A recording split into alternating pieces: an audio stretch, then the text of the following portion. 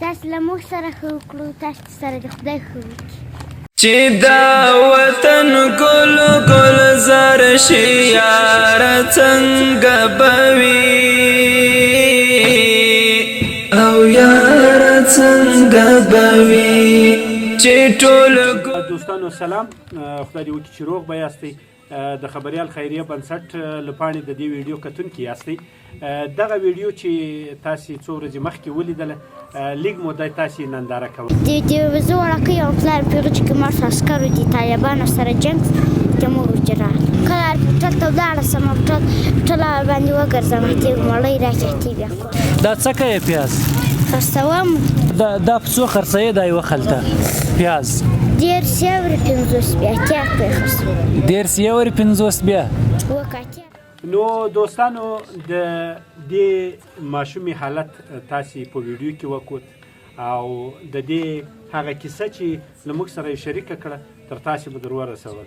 یتیمان دي تقریبا 15 سره 4 خویندې چې دا له ما سره څنګ ته ناستې دي او هغه یې ورور نو دغه یې مشر ورور. د دوی مور تقریبا تر کال زیات وخت وړاندې کونډه شوې وه. نو تاسې دوستانو چې دا ویډیو وکتله د زړخوږۍ خواخوږۍ له مخې تاسې دوی سره نغدي همکاري وکړله. هېواد د باندې مسافر او کومک کړی ده چې تقریبا موږ یې دلته هغه لیست وار بیانوو.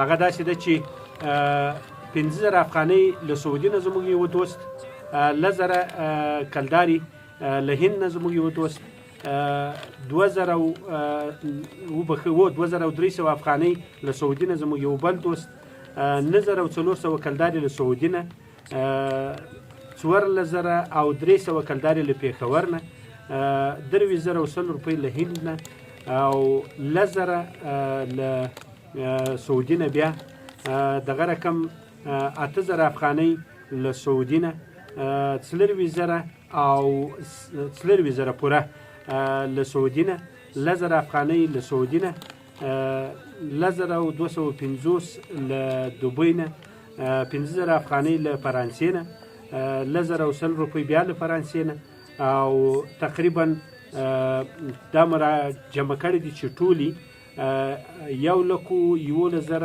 او 150 روپۍ کلداري کېږي. همدارنګه په دې کې هغه افغانۍ چې مو راټوټل کړي دي هغه 1,300 افغانۍ کېږي.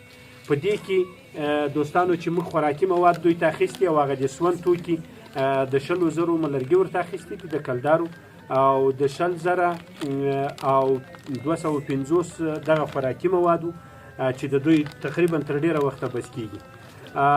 یو د کالو ګنډلو ماشین چې تاسو په ویډیو کې ولیدو دا مو د دغو یتیمانو مورکۍ ته اخیستی ده، کالي به ورباندې ګنډي او دا به بیا په بازار کې هغه دکاندار سره مو خبره کړې ده هغوی به ورته خرڅوي.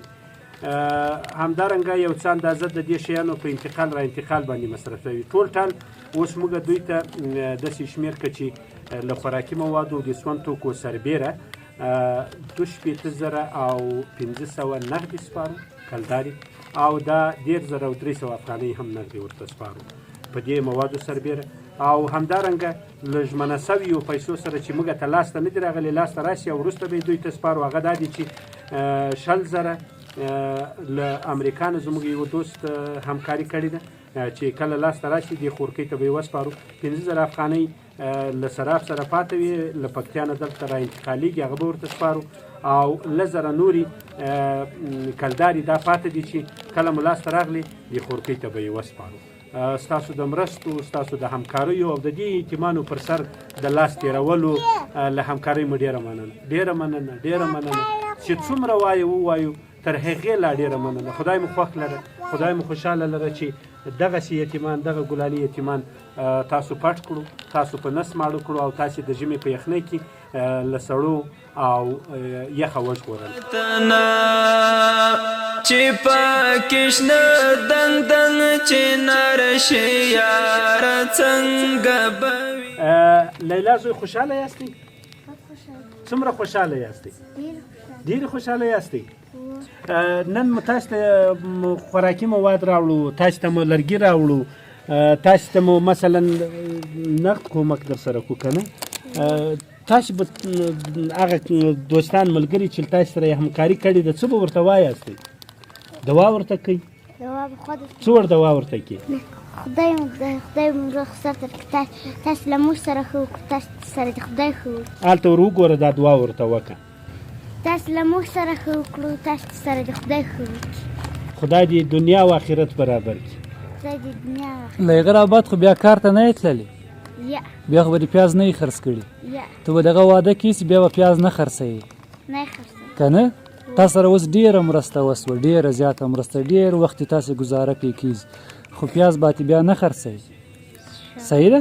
وک خیر په کور به یې له کنکلو سره هغه نغدې پیسې چې موږ یې ستاسو مور شریفې ته ورکوو په هغې به تاسو ته کالي مالي اخلي، ټیکري به درته اخلي، موزې به درته اخلي. صحیح شوه؟ او نور به ته د پیازو له خرڅولو خلاصه یې، په بازار کې به لوچې پښې نه ګرځې. ښه زوی؟ صحیح ده؟